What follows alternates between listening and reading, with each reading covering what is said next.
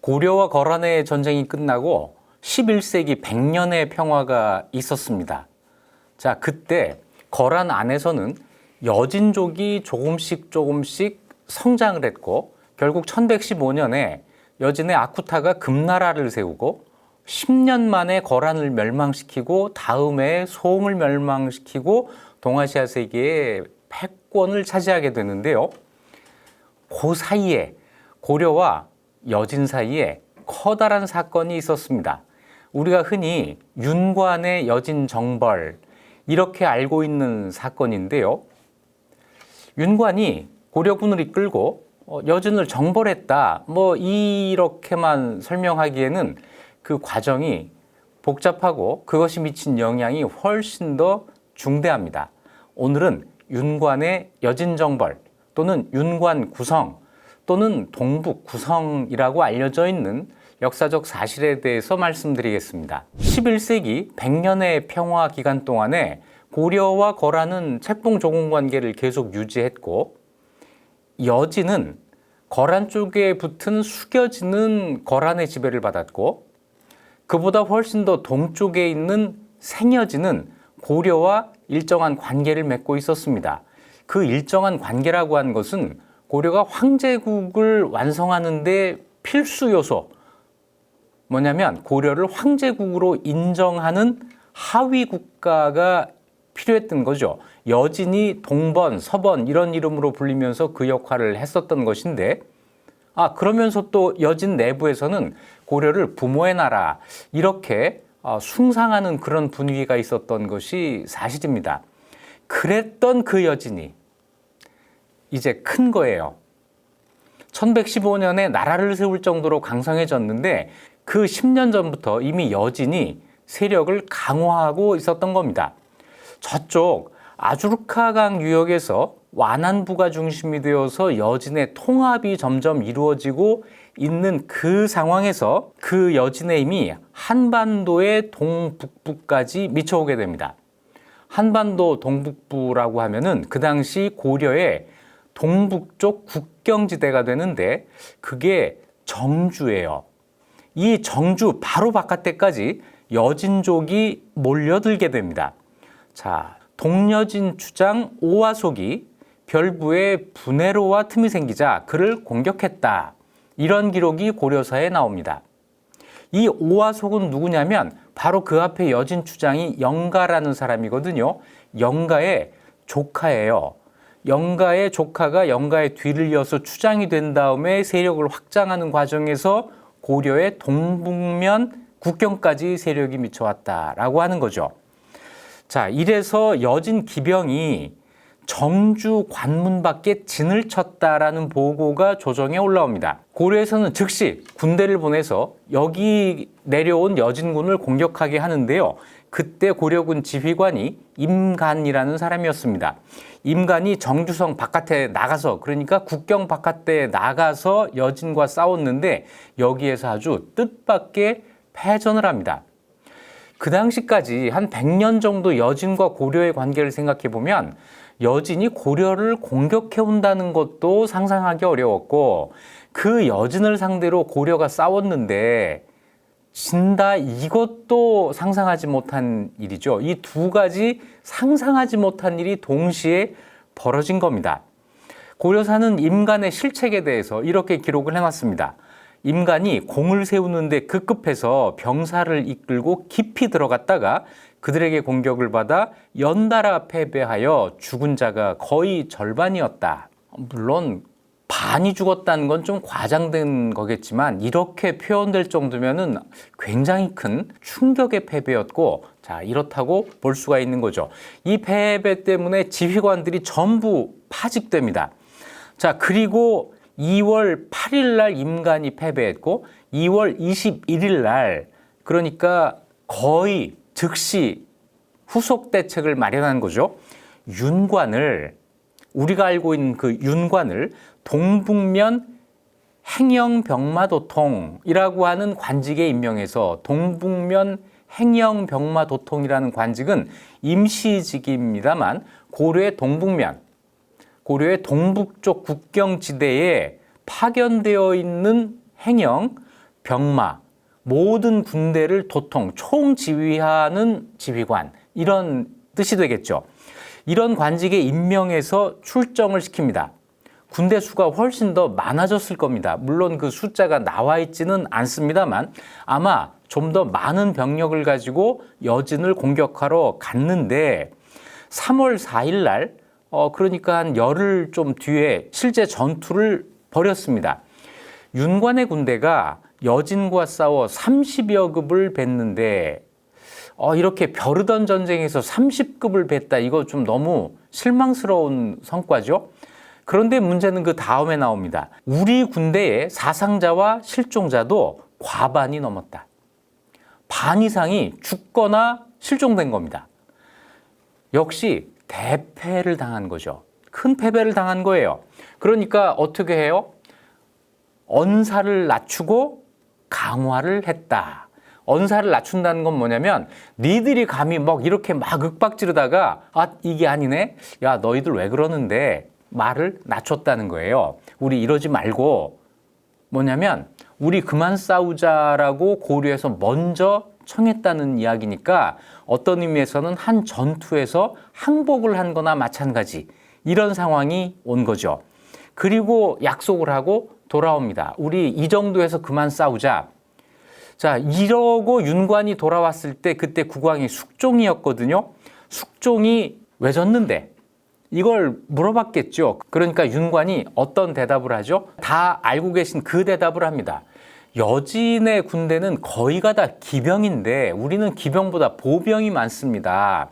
보병을 가지고 기병과 싸우기에는 너무 우리가 불리합니다. 기병을 키워야 합니다. 라는 건의를 윤관이 했다는 거죠. 그리고 이런 일이 있은 다음에 그해 11월 달에, 그러니까 2월에 이런 패배를 하고 11월 달에 거란에 사신을 보내는데 그 보낸 사신의 명칭이 밀진사, 비밀이 지인이라고 한 것은 뭔가 아뢰는 그런 사신을 보내요. 아마 여진 문제를 보고하기 위한 사신을 거란에 보내서 여진 문제를 공동으로 해결하려는 어떤 시도, 이런 걸 했던 것으로 보입니다. 그런데 이 밀진사에 대해서 거란에서 아무런 응답이 없었다는 걸로 봐서는 이런 외교적 노력이 성공을 거두지 못했다라고 봐야 되겠죠. 자, 고려는 이 뜻밖의 패배에 대해서 보복을 하겠다는 생각을 합니다. 그 당시 국왕의 말을 한번 들어보시죠. 왕이, 숙종이 분노하여 천지신명께 고하기를, 우리를 뒤에서 도와주어서 적을 소탕하게 해주시면, 그 음덕으로 우리가 적을 소탕하게 되면 그 땅에 부루, 절이에요. 절을 지어 바치겠습니다. 그러니까 이때 천지신명은 사실은 부처님이 되겠군요. 부처님에게 이런 맹세를 한 겁니다. 우리를 도와주세요. 물론 숙종이 부처님만 믿고 아무런 준비를 안 한 건 아니겠죠. 자, 기병을 키워야겠다. 그래서 윤관의 이 요청을 받아들여서 별무반이라고 하는 것을 설치합니다. 네, 교과서에 언제나 나오는 별무반, 신보군, 신기군, 항마군, 셋으로 구성되었다. 우리 이렇게 알고 있는데 사실 그 내용을 들여다보면 훨씬 더 많은 군대가 있습니다. 그 군대 어떻게 편성되었는지 고려서를 한번 읽어보죠. 문무산관 이서로부터 상고, 보계 및 주부군현에 이르기까지, 여기서 이제 군대를 징발했다는 거예요. 문무산관이라는 건 뭐냐면 문관과 무관의 산관, 산직에 있는 사람들. 이 산직은 뭐냐면 그 관직의 자격만 가지고 있고 실제 일을 하지 않는 사람들을 뜻합니다. 자, 이런 사람들은 그 관리의 자격을 갖고 국가로부터 녹봉도 받고 하지만 실제 일을 하지 않습니다. 이 산직으로 승진을 하다가 실직에 임명되면 그 품계를 그대로 인정받고 실직에 오르기 때문에 상당히 의미가 있는 거예요. 그런데 말하자면 관리 후보군이라고 할 수 있는데, 자, 이런 관리 후보자 필요 없어, 전부 군대에 와 해가지고 관리의 자격을 가진 사람도 군인으로 징발했고, 이서라고 하는 것은 중앙관청의 서리들을 뜻하는데 이 사람들도 전부 군인으로 징발하고 상고는 장사하는 사람들, 보기에는 아마 노비니까 여기서는 공노비들이겠죠. 이 사람들도 군대로 징발하고 주부군현에 이르기까지라는 건 주부군현 각 지방에 살고 있는 일반 백성들, 고려시대니까 백정들이죠. 이 사람들까지 전부 징발을 하는데 이 사람들 중에 자기 집에 개인적으로 말을 가지고 있는 사람, 그러니까 돈이 좀 있는 사람들이죠. 옛날 같으면 이제 말이 탱크 같은 거니까 집에 탱크 한 대쯤 있는 사람은 신기군으로 삼고 기병으로 삼고, 말이 없는 사람, 이 사람들은 신보군으로 삼는데, 신보군은 보병이잖아요. 그런데 보병에 여러 병종들이 있었습니다. 도탕군이라는 게 있어요. 도탕군, 이건 돌격부대입니다. 경궁군, 이거는 강한 활부대. 그냥 손으로 쏘는 이런 작은 활이 아니라 좀 더 큰 활을 쓰는 이런 경궁부대를 따로 만들어서 거기에 소속시키고, 또 정노군, 정노군은 뭐냐면 쇠뇌, 이 활을 이야기할 때 궁은 보통의 활을 이야기하고요. 이 뇌라고 하는 것은 기계식 활을 뜻해요. 그래서 한 번에 여러 발의 화살을 쏠 수 있는 기계식 화살, 기계식 활, 이걸 뇌라고 하는데 이것도 종류가 있어서 정노가 있고 강노가 있습니다. 강노가 훨씬 더 큰 거였을 거예요. 정노군 또는 강노군에 소속시키고, 또 어떤 부대가 있냐면 발화군, 불을 일으키는 군대, 아마 이거는 불화살 군대였을 거예요. 석투군도 있습니다. 석투군은 손으로 돌을 던지거나 아니면 투석기로 돌을 날리는 이런 부대. 자, 사궁 해가지고 보통의 활을 쏘는 부대, 신보군뿐 아니라 병종에 따라서 여러 가지 부대에 있었고 그 사람들의 아마 장기에 따라서 이 부대에 배속을 시켰다라고 하는 것이죠. 그리고 또 한 가지, 승려들을 항마군에 소속시켰다라는 건데, 이때의 승려는 그냥 보통 그 승려들이 아니고요. 승려들은 웬만하면 전쟁에 나오면 안 돼요. 스님들은 살생을 하시면 안 되잖아요. 이때 고려에서 승려들을 항마군으로 만들었다고 했을 때 그 승려는 좀 더 구체적으로 이야기하면 수원승도라고 해서 절에 사는 사람들 맞는데 그 신분이 스님은 아닌 사람들입니다. 그러니까 절에 살고 있는 일반민들이 있었고 이 사람들로 항마군이라고 하는 특수부대를 만든 거죠.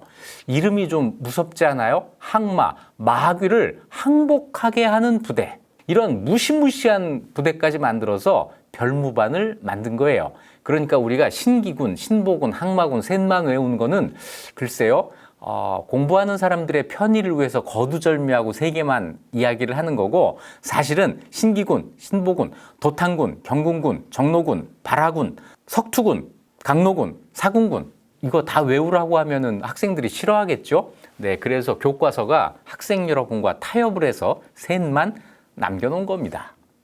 자, 이렇게 해서 군대를 편성하는데 어느 정도 아주 꼼꼼하게 징발을 하느냐면, 나이가 20살 이상인 자로 과거 응시자가 아니면 전부 군대로 들어오게 한다. 과거 응시자라고 하는 거는요, 이때는 이제 국자감이 되겠죠. 국자감 같은 데서 공부하는 학생들만 빼고 해요. 이 이야기는 전 국민을 상대로 아주 일부 특수한 사람만 빼고는 다 군대로 징발했다는 이야기입니다. 징발하는데 집에 말이 있으면 신기군, 없으면 신보 이하의 군대, 이렇게 들어가게 한 거고, 양반과 더불어 여러 진부의 군인들을 1년 내내 훈련시켰다. 양반이라고 하는 것은요, 고려의 양반은 조선의 양반하고는 좀 다른 개념입니다. 조선의 양반은 양반 신분을 이야기하는데 고려의 양반은 문반과 무반, 그래서 양쪽 반 양반이에요. 그러니까 여기 양반도 군대 훈련을 시켰다고 하는 것은 저기 문무산관들, 이 사람들은 양반이거든요. 이 사람들까지도 그냥 군대 이름만 올린 게 아니에요. 1년 내내 군대 훈련을 시킨 겁니다. 고려가 여진에게 패한 그 상처가 얼마나 컸었는지, 이걸 보복하기 위해서 얼마나 칼을 갈았는지를 잘 보여주는 대목이죠. 자, 이래서 여진을 한번 치려고 하는데 그때 큰 일이 하나 생깁니다. 그 왕이, 숙종이 세상을 떠나요. 이 칼을 갈다가 왕이 그만 세상을 떠난 겁니다. 그래서 왕의 장례 기간 동안 3년 동안 여진 공격 준비가 중단이 됩니다. 그 다음 왕이 예종인데, 예종이 즉위하자 상사, 국상이에요. 이 국상 때문에 출병할 겨를이 없었다. 3년이 지난 다음에 예종 2년 1107년입니다. 이때 왕이 불감 속에 감추어 두었던 숙종의 발원문을 꺼내서 대신들에게 보내줍니다. 불감이라고 한 건 뭐냐면요, 불상을 모셔둔 이런 감실, 이런 거예요. 그러니까 아무도 손이 닿지 않는 아주 비밀스러운 이런 장소죠. 여기에다가 숙종이 남겨둔 발원문, 이게 뭐냐면 천지신명한테 고했던 바로 그거예요. 우리에게 음덕을 베풀어 주시면 이 원한을 갚고 절을 지어드리겠습니다. 여기에는 숙종의 아주 강력한 의지가 담겨 있었겠죠. 여진에게 반드시 복수를 해야 돼. 이런 의지가 담긴 그 글을 예종이 꺼내서 선왕께서 이런 걸 내게 남기셨다. 선왕의 유언이다 하면서 양부 대신들, 양부라고 하는 것은 중서문화성과 중추원인데, 이 두 곳의 재신들, 중서문화성의 재상, 중추원의 추밀, 제추라고 전에 한번 설명드렸는데, 고급 관리들에게 이걸 보여주는 겁니다. 그랬더니 대신들이 이 발언문을 받들어 읽고 눈물을 흘리면서 선왕의 뜻을 이어 여진을 정벌하기를 청했다, 이랬던 거예요. 그러니까 예종이 바로 윤관을 원수로 삼고 오연총을 부원수로 삼아서 군대를 출정시킵니다. 왕이 서경까지 직접 가서 거기에서 이제 군대를 사열하고 윤관에게 부월을 하사하고, 부월이라고 하는 것은 도끼예요. 큰 도끼, 작은 도끼, 이걸 부월이라고 하는데, 이걸 군사 지휘관에게 주는 이 예식은 뭐냐면, 이 도끼로 죽여도 좋다. 너의 명령을 듣지 않으면 그냥 죽여도 좋다. 뭔가 생살권을 부여한다는 이런 상징적인 의미를 갖습니다. 해가지고 고려군을 떠나보냈다는 거예요. 자, 이렇게 해서 뭔가 아무도 반대하지 않는 가운데 준비가 착착 진행되고 아주 그 일치단결한, 모두가 합심해서 고려군대가 여진 쪽으로 간 것 같은데, 그런데 다른 사료를 보면 꼭 그렇지 않았다. 그 당시 고려에서 이 전쟁을 왜 우리가 해야 되나? 여진한테 당한 복수 뭐 하는 거 좋은데, 선왕이 그걸 하라고 했으니까 뭐 하는 거 좋겠는데, 지금이 과연 그런 전쟁을 할 땐가? 저 여진이 우리가 지난 100년 동안 알고 있었던 그런 만만한 존재가 지금 아닌데 이런 전쟁을 해도 되나 하는 이 회의론이 있었던 것 같아요. 자, 이 사료가 있습니다. 대신들이 숙종의 발원문을 보고, 자, 선왕의 뜻을 받들어서 우리 여진을 정벌합시다, 이렇게 막 이야기를 하는데도 왕이 오히려 결심을 하지 못했다는 거예요. 왕이 결심을 하지 못하고 태묘에 가서 점을 치게 했다. 고려의 태묘는 조선의 종묘 같은 겁니다. 조상들의 위패를 모셔놓은 여기에 가서 점을 쳤는데 기재궤를 얻었다는 거예요. 기재궤, 이거 뭐냐면 주역의 64궤 가운데 63번째 제63궤가 기재라고 하는 건데요. 이 기재의 풀이는 이런 겁니다. 이미 물을 건넜다? 뭐 한문으로는 이런 뜻인데, 궤의 풀이는 천하의 모든 일이 이미 이루어졌다.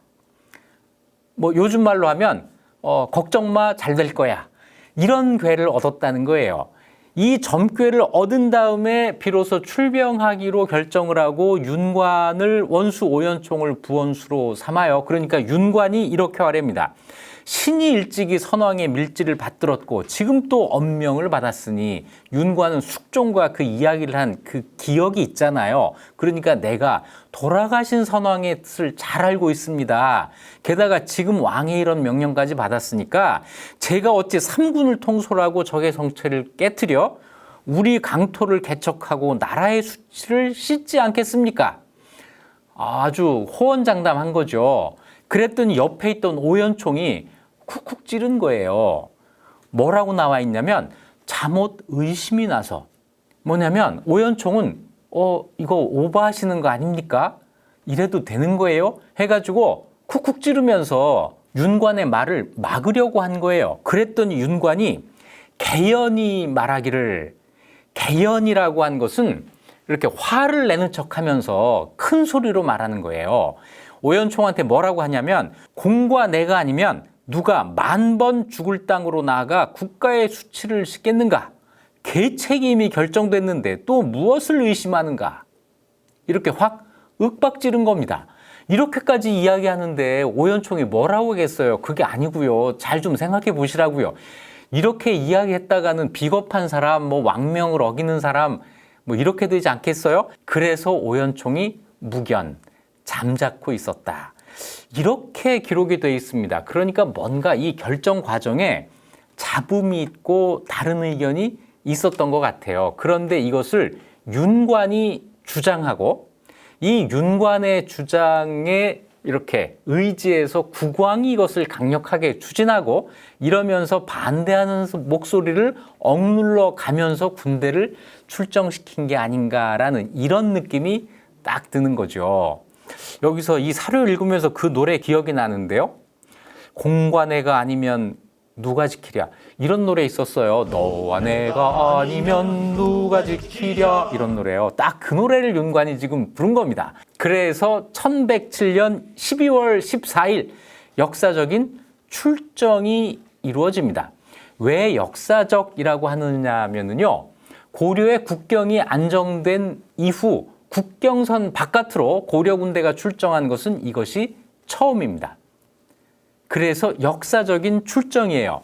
이때 동원된 군사가 17만입니다. 이 17만 명을 동원하면서 우리 20만이야 라고 호했다는 거죠. 17만을 20만이라고 한 거는 이건 너무 정직한 거예요. 우리 소손령의 거란군 80만, 거란 성종의 기병보병 20만씩 도합 40만. 이런 거 비교해 보면 17만 명으로 20만 명이라고 했다. 너무 좀 소심한 거죠. 17만 명 그러면 한 80만 이렇게 불렀어도 아무 문제가 없었을 거예요. 그런데 이 17만은 정말 17만입니다.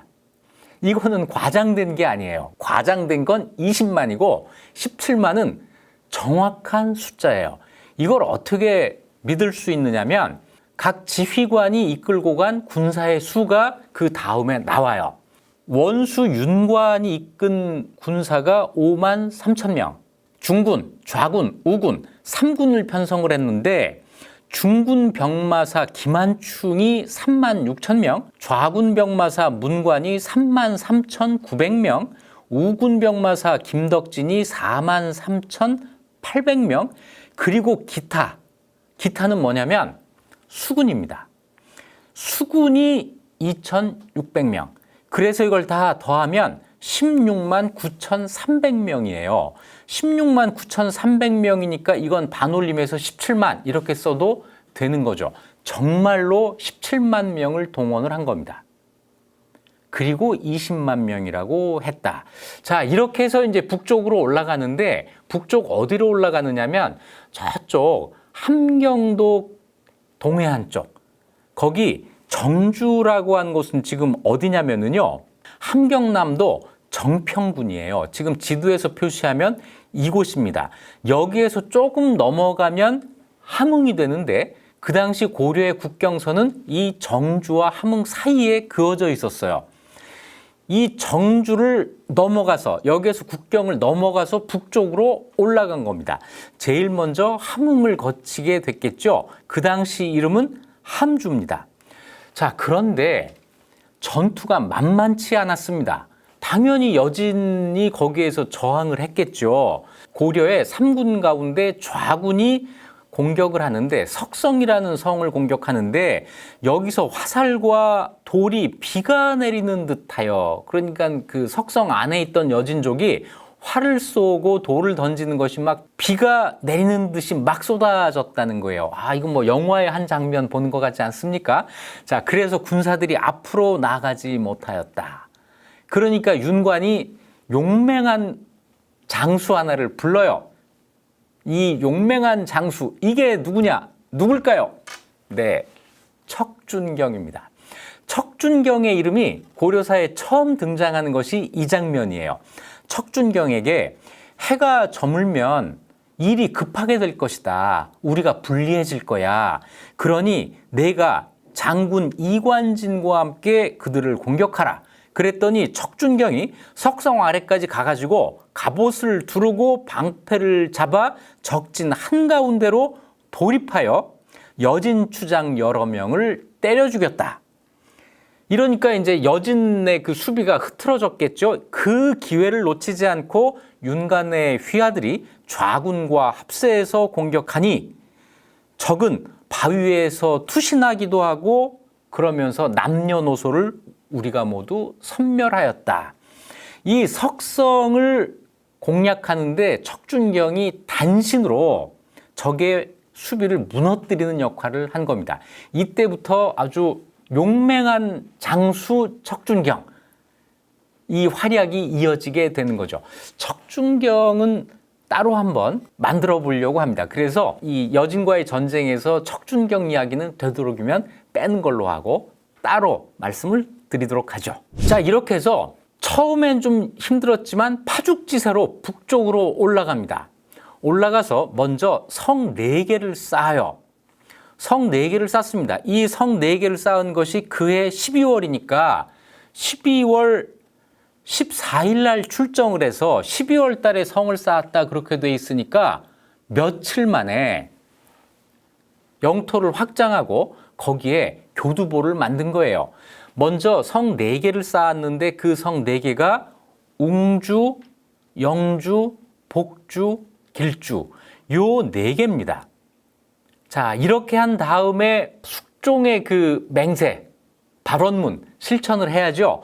이때 확보한 영주에 호국인왕사라는 절과 진동보제사라고 하는 절을 창건합니다. 부처님의 음독으로 우리가 이렇게 영토를 넓혔으니 내가 약속한 것을 지키겠다. 아버지의 약속을 그 아들 때 지킨 거죠. 그러고 보면 고려 사람들은 참 약속을 잘 지켰던 것 같아요. 약속을 지켰습니다.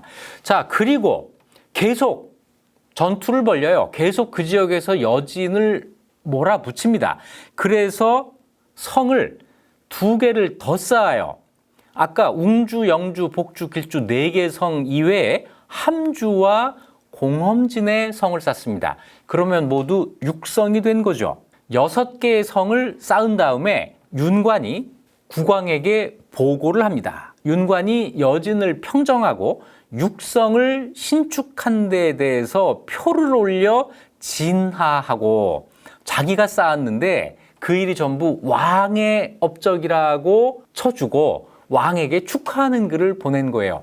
좀 이상하죠? 내가 했는데 왜 내가 다른 사람을 축하해야 되죠? 옛날에는 다 그렇게 했습니다. 왕은 그런 거예요. 직접 안 했어도 시켜서 누가 잘했으면 그건 내가 한 거야 라고 할 수 있으니까 오히려 손에 피 묻히고 그 일을 한 사람이 왕한테 그걸 축하하는 이런 일이 또 옛날에는 있었던 거예요. 그리고 공험진에 비석을 세워서 거길 경계 표시를 했다라는 기록이 나와요. 자, 6성입니다. 근데 우리가 알고 있는 것은 윤관의 9성이잖아요. 3개가 부족하죠? 그 9성은 그 다음 달 3월 달에 의주와 통태진, 평용진 3성을 더 쌓고 이래서 모두 9개가 된 거예요. 그리고 뭘 했느냐? 남쪽 지방에 살고 있는 백성들을 옮겨서 신축한 9개 성을 채웠다. 영토를 넓히는 거는 군인들이 하지만 군인들만 남아서 그 성을 지키는 것은 불가능합니다. 그 성에 사람이 살아야 돼요. 살면서 거기에서 생산활동도 하고 그러면서 그걸 가지고 군인들을 또 지탱해주고 하는 게 돼야 하는 거죠. 그래서 남부지방에 살고 있었던 사람들을 그쪽으로 이주시켜서 그 지역에 살게 했다라고 하는 겁니다.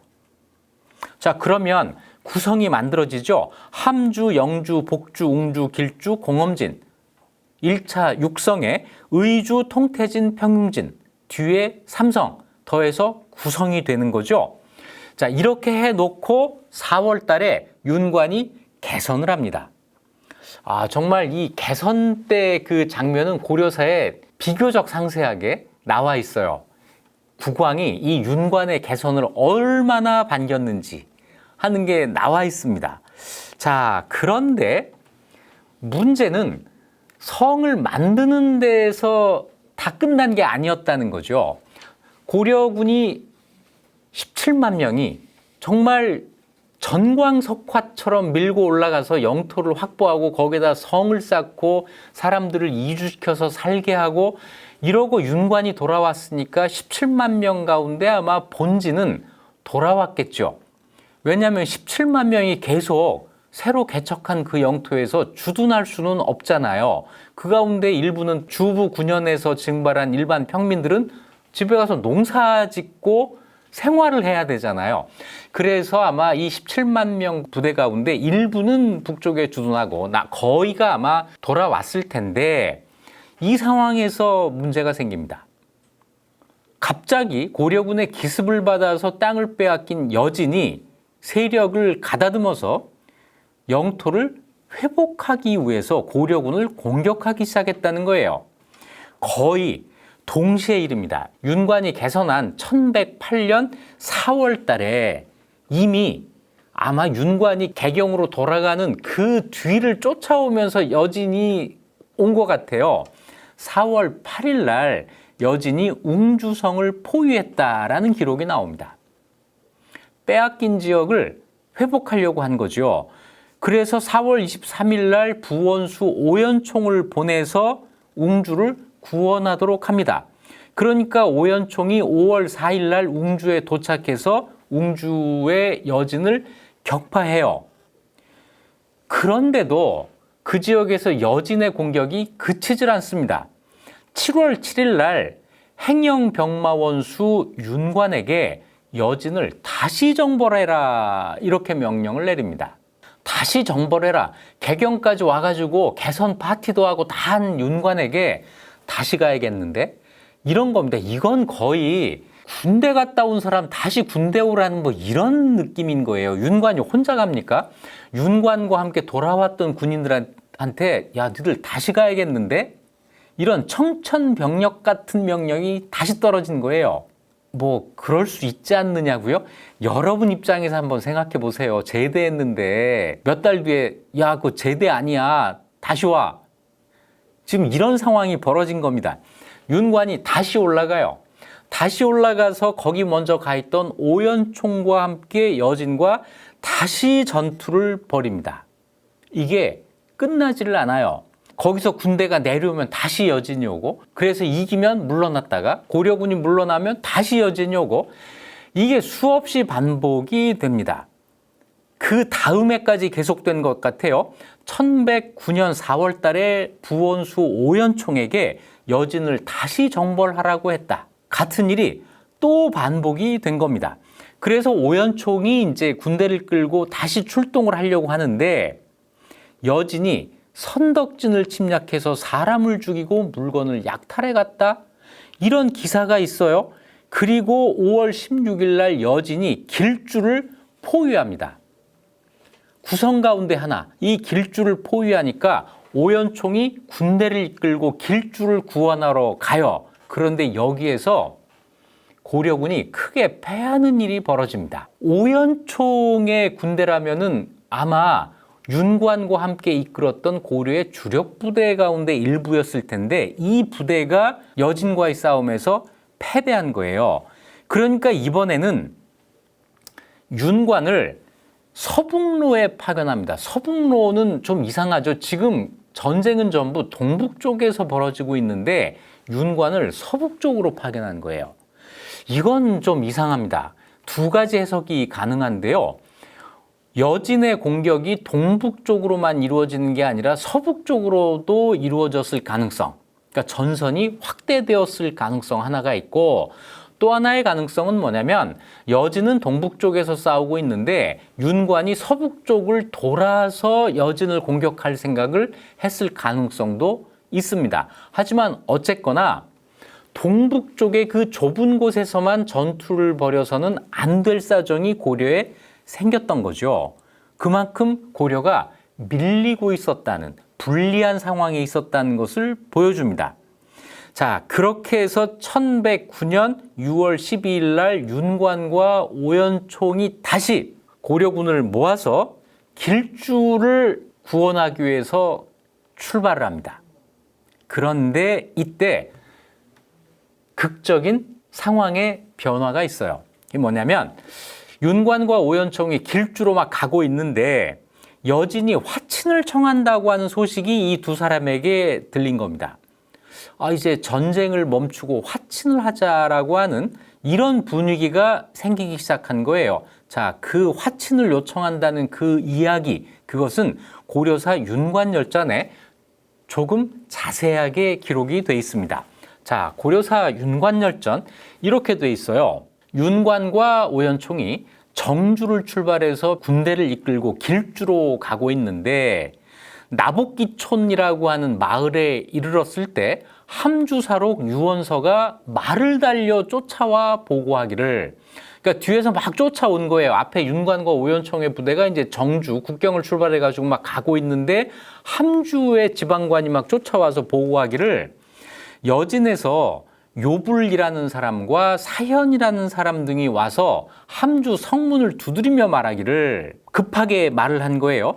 저희는 어제 아지고촌에 당도했는데 태사 오화속이 고려의 강화를 청하고자 저희를 병마사에게 보냈습니다. 그런데 지금 막 군대가 싸움을 하고 있는 중이기 때문에 교전 중이라서 감히 관문으로 들어갈 수가 없으니 우리가 있는 곳에 사람을 보내주면 우리 태사의 말을 상세하고 정확하게 전달을 하겠습니다. 이렇게 이야기를 한 거예요. 그러니까 일단 잠시 전투를 멈추고 우리 말을 들어주세요 라고 이야기를 했다라고 전달이 된 거죠. 이 말을 들은 윤관이 일단 성으로 돌아가요. 정주성으로 돌아가는 겁니다.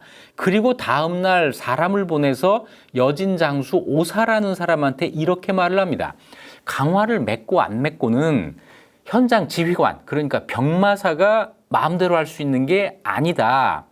너희 사신을 내게 보내지 말고 고려 조정으로 보내라. 조정에 가서 그 태사 오화속의 말을 직접 전달할 수 있게 해주겠다. 그러니까 이 여진장수 오사가 참 잘됐다. 그러면 더 좋다 해가지고 크게 기뻐했다는 거예요. 이래서 이제 요불과 사현이 함주에 와요. 그러면서 이런 말을 합니다. 우리가 고려 조정으로 갔으면 좋겠는데 지금 막 전쟁 중이라 우리가 들어갔을 때 우리 안전보장이 안 되지 않습니까? 그러니까 고려의 관리 몇 명을 우리에게 인질로 보내주고 그 인질을 믿고 우리가 고려로 가면 어떻겠습니까? 뭔가 이게 전쟁터에서 능히 있을 수 있는 그 타협이죠.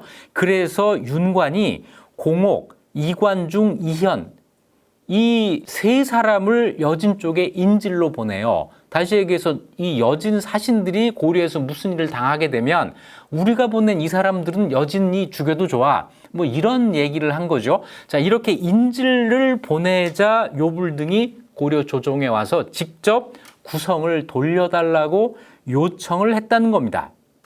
사신의 이름은 요불과 사현입니다. 이 사람들이 이제 이렇게 말을 해요. 이때 요불 등이 한 말은 좀 중요해서 전문을 읽어보겠습니다. 역시 고려사 윤관열전에 실려 있는데요.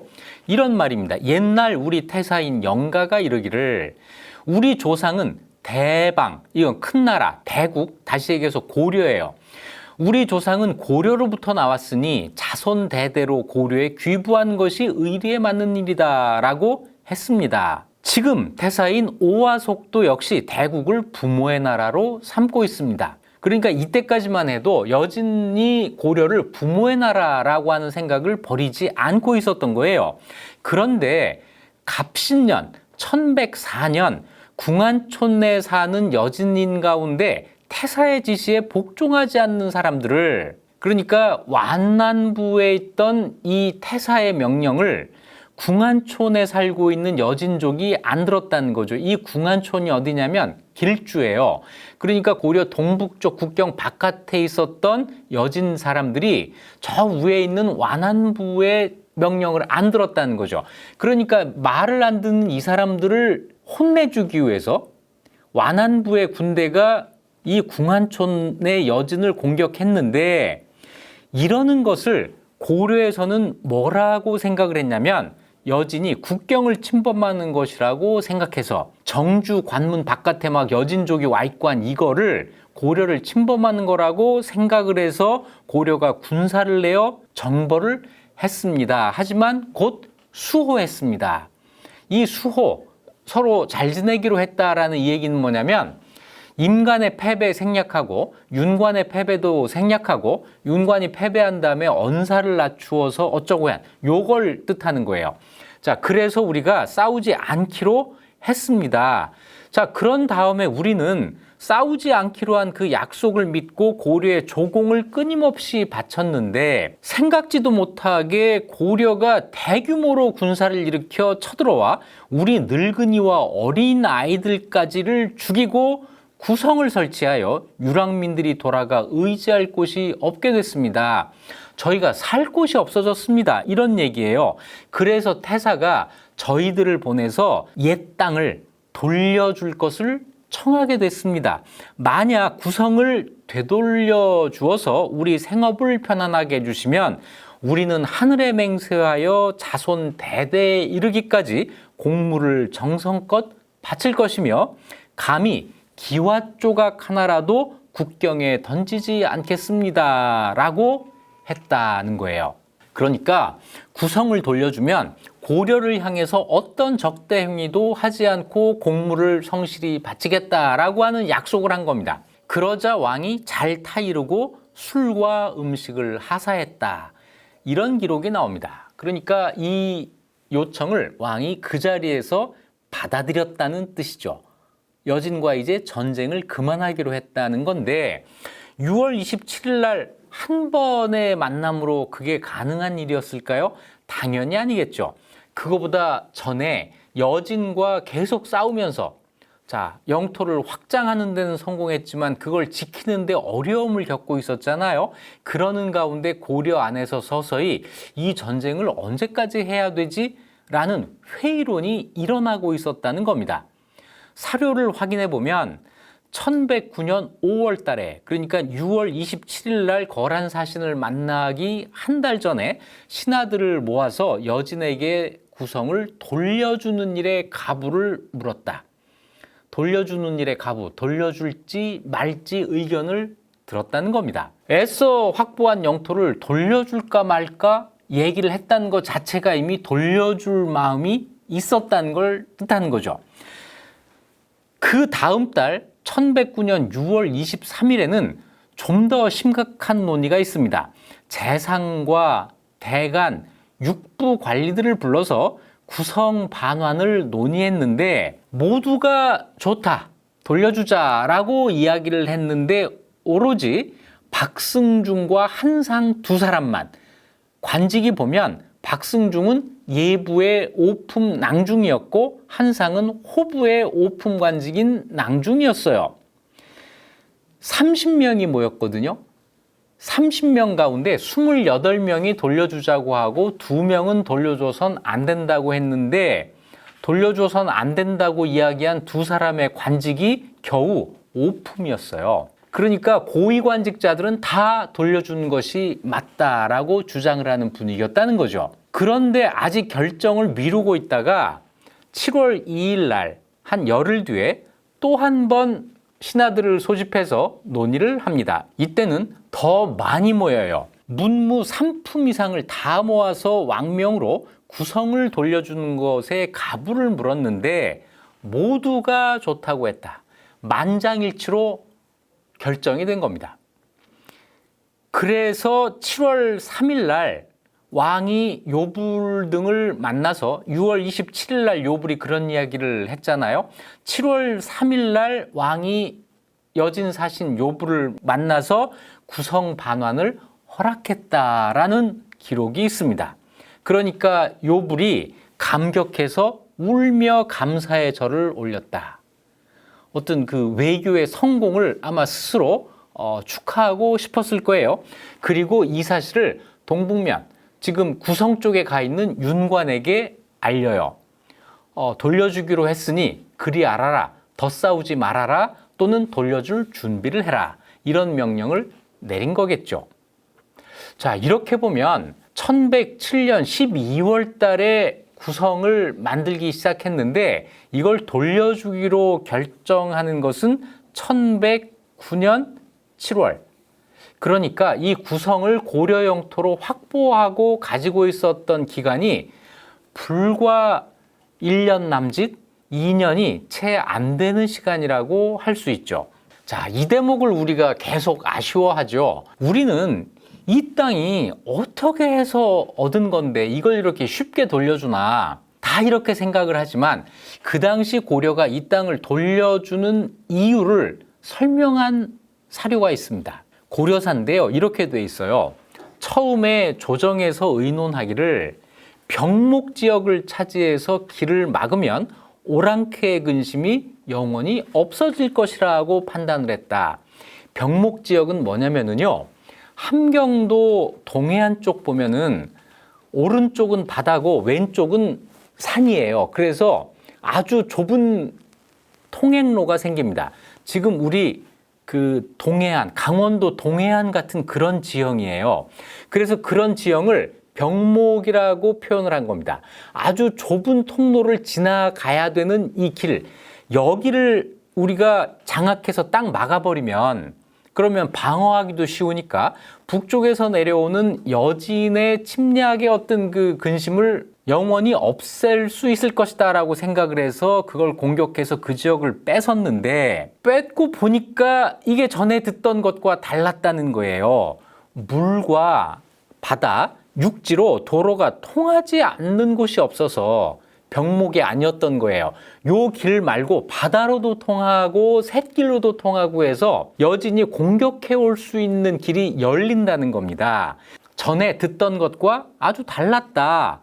게다가 여진이 그 소굴을 1차 보복하고자 맹세하며 땅을 돌려달라는 것을 빌미로 여러 추장들이 해마다 와서 싸움을 걸었다.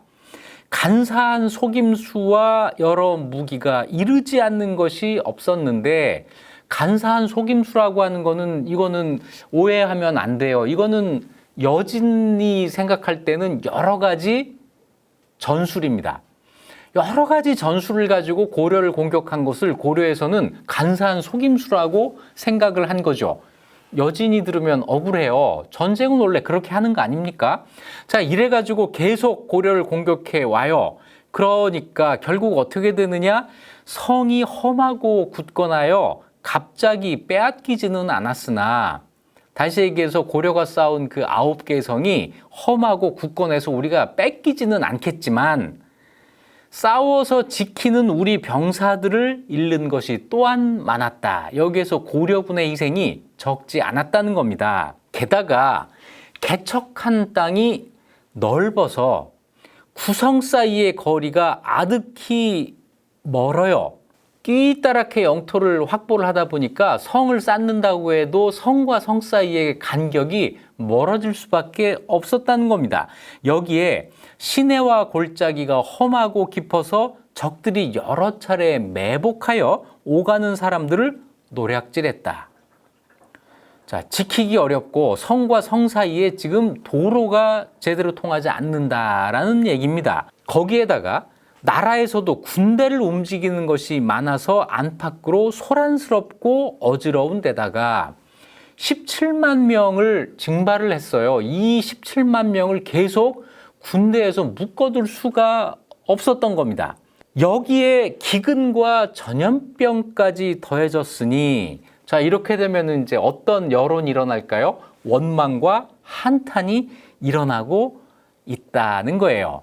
여러 가지를 생각할 때 여기를 지키기가 너무 어렵다라고 하는 게 고려의 판단이었던 겁니다. 여진 또한 매우 고통스럽게 생각했다. 여진의 입장에서는 거기서 대대로 살고 있었는데 갑자기 고려군이 몰려와가지고 자기들을 쫓아낸 거잖아요.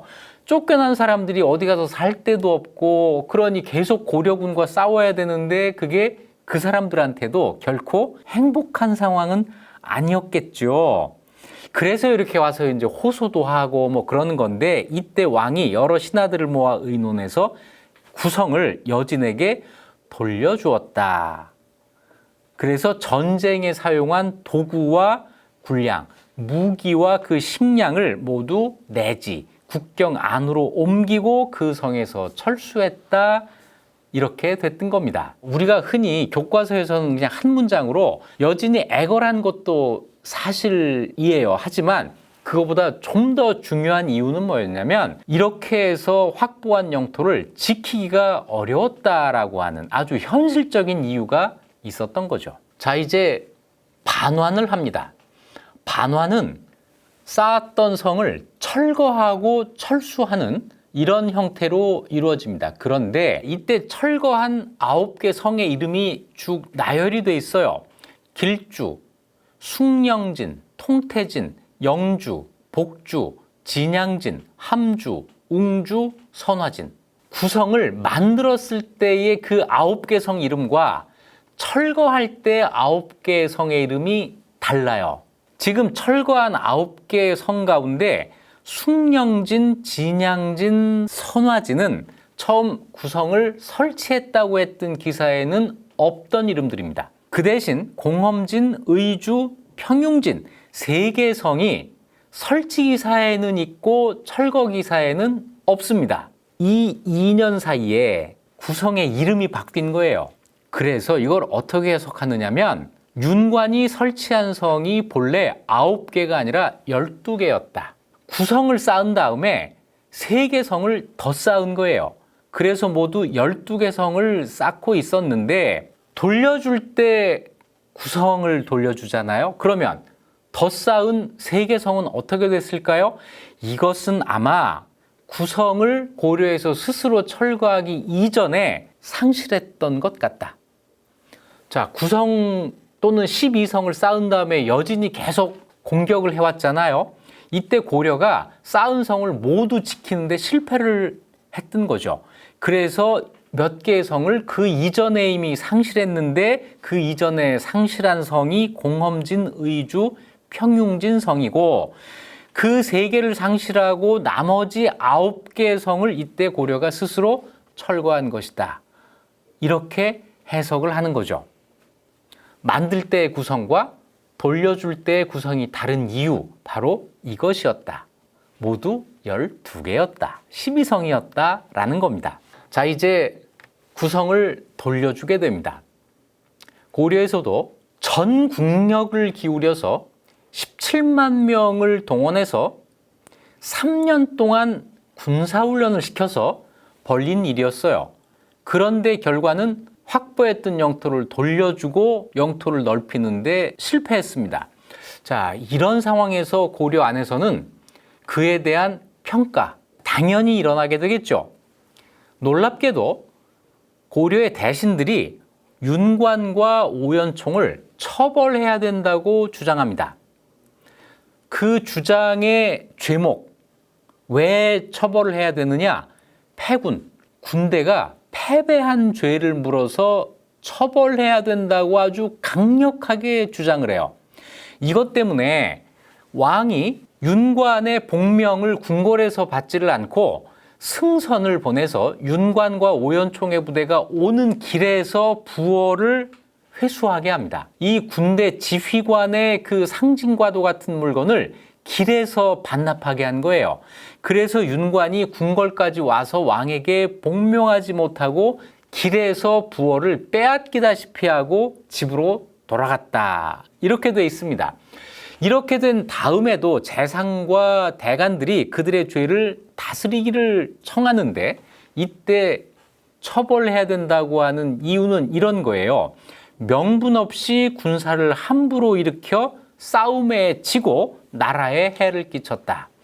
명분 없이 군사를 함부로 일으켜, 이 대목이 좀 눈에 띄죠? 눈길을 끄는데요. 이건 뒤에 다시 설명하기로 하겠습니다. 자, 그러니까 왕이 이 사람들을 타일러요. 두 원수가 군대를 끌고 간 것은 왕명을 받아서 그렇게 한 것이고, 전쟁에서 이기고 지는 것은 옛날부터 늘 있는 일이 아니냐. 그렇지 않아요? 병가지 상사, 이렇게 이야기를 해서 타일러요.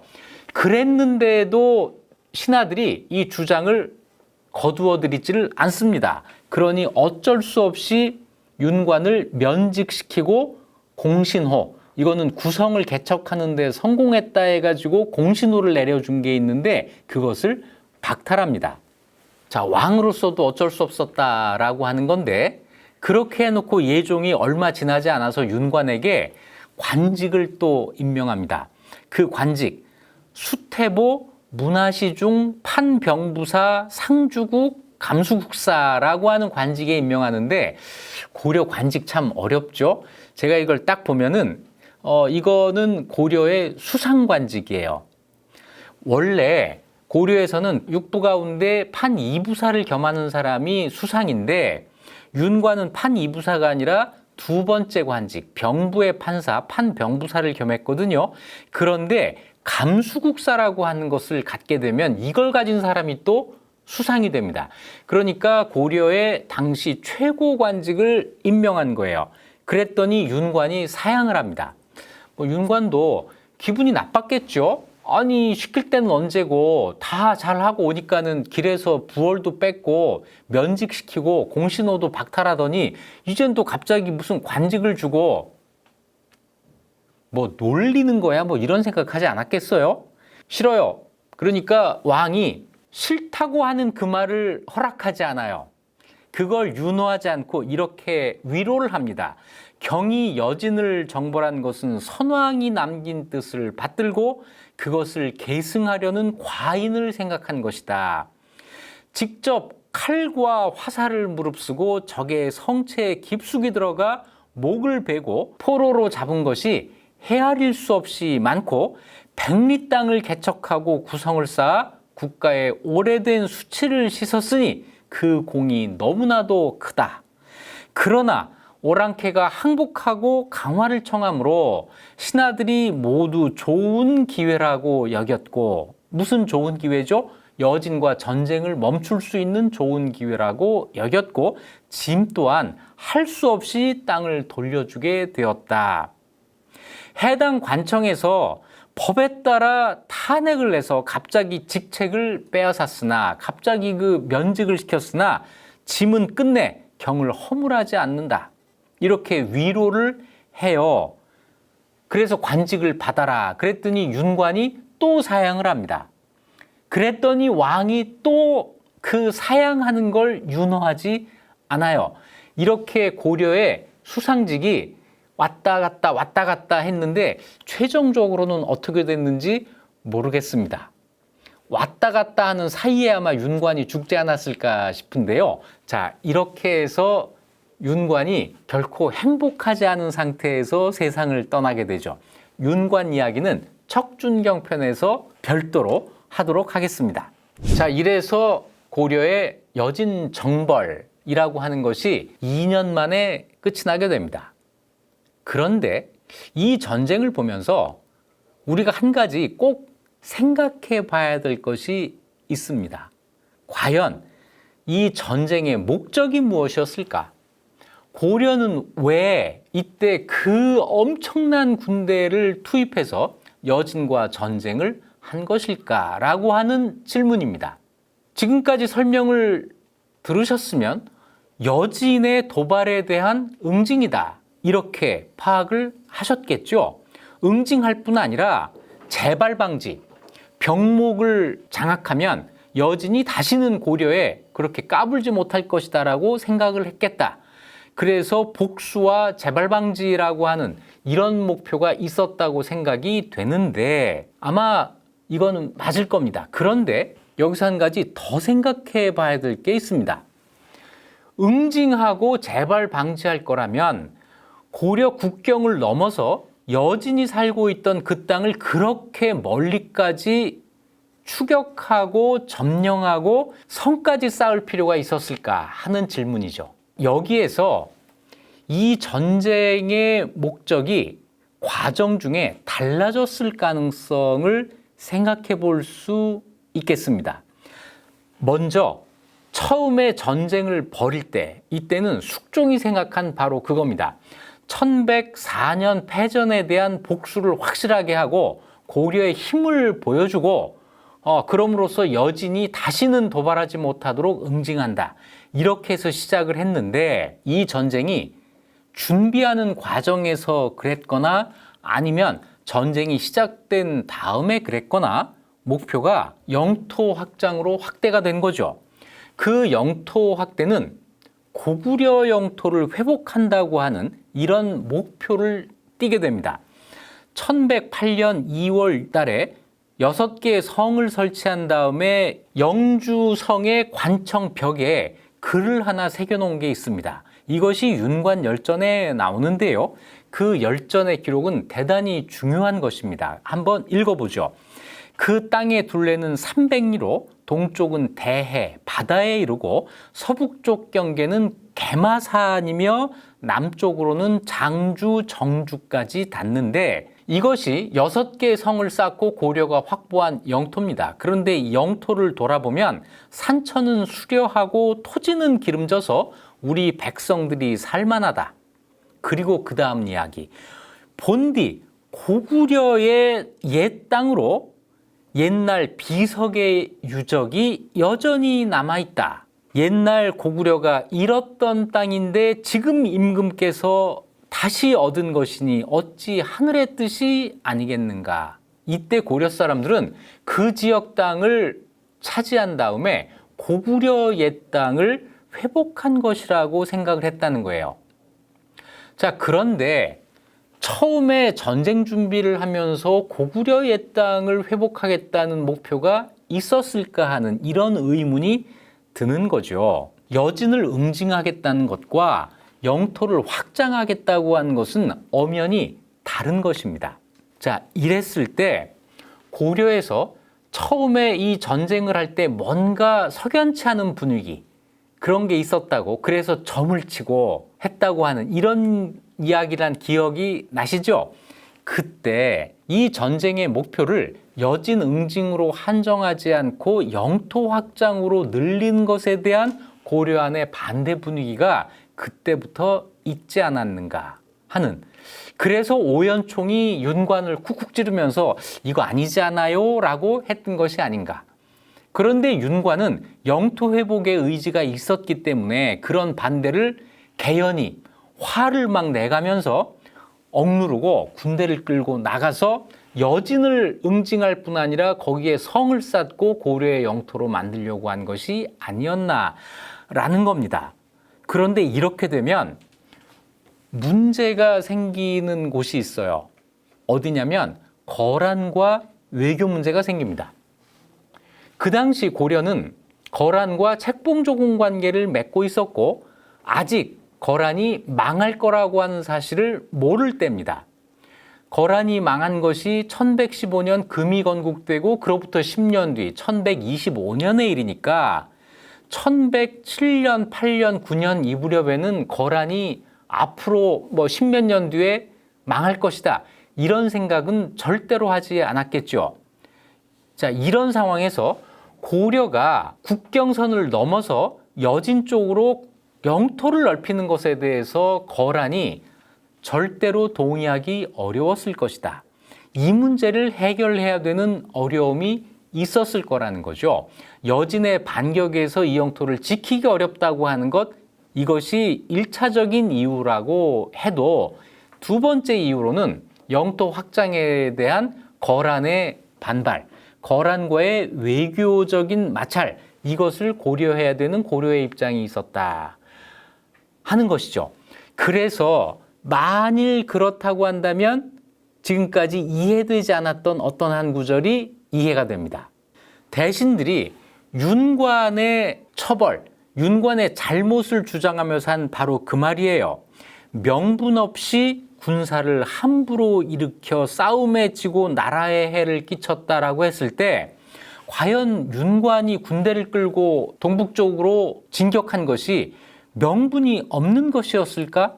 왕명이 있었잖아요. 그렇다면 윤관은 명분이 없는 전쟁을 한 게 아닙니다. 여기에서 명분이 없다고 하는 것은 바로 영토를 넓히려고 한 것. 이것이겠죠. 이것은 윤관에게만 해당되는 게 아니라 이 여진정벌을 주장했던 국왕, 예종에게도 적용되는 것이라고 할 수 있습니다. 그랬기 때문에 예종이 윤관을 보호하고 싶어도 하지 못하고 어쩔 수 없이 윤관을 관직에서 물러나게 하고 공신호를 박탈하고 그러면서도 개인적으로는 윤관을 끝까지 감싸려고 하고 수상의 관직을 주려고 하고 이걸 거부하면 2번, 3번 윤허하지 않으면서 꼭 그 관직을 주려고 했던, 다시 얘기해서 예종은 윤관이 공격받는 것에 대해서 공동의 책임을 져야 된다고 생각했던 것이 아닌가. 그 공동의 책임이라고 하는 것은 뭐냐면 명분 없는 전쟁을 주장했던 것. 그 명분 없는 전쟁이라고 하는 것은 왕명이 아니고 국왕이니까 당연히 그렇죠. 자기가 그 왕명을 내리면 되는 거니까요. 거란을 의식했을 때 영토를 넓히려고 했던 것. 이것이 아니었을까 하는 겁니다. 자, 이렇게 본다면 너무나도 쉽게 애써 확보한 영토를 여진에게 돌려준 이유가 하나 더 설명이 되는 셈이죠. 자, 이렇게 윤관 구성의 개척 과정과 반환의 이유를 살펴봤습니다. 지금까지 이익 주는 역사 이익주였습니다.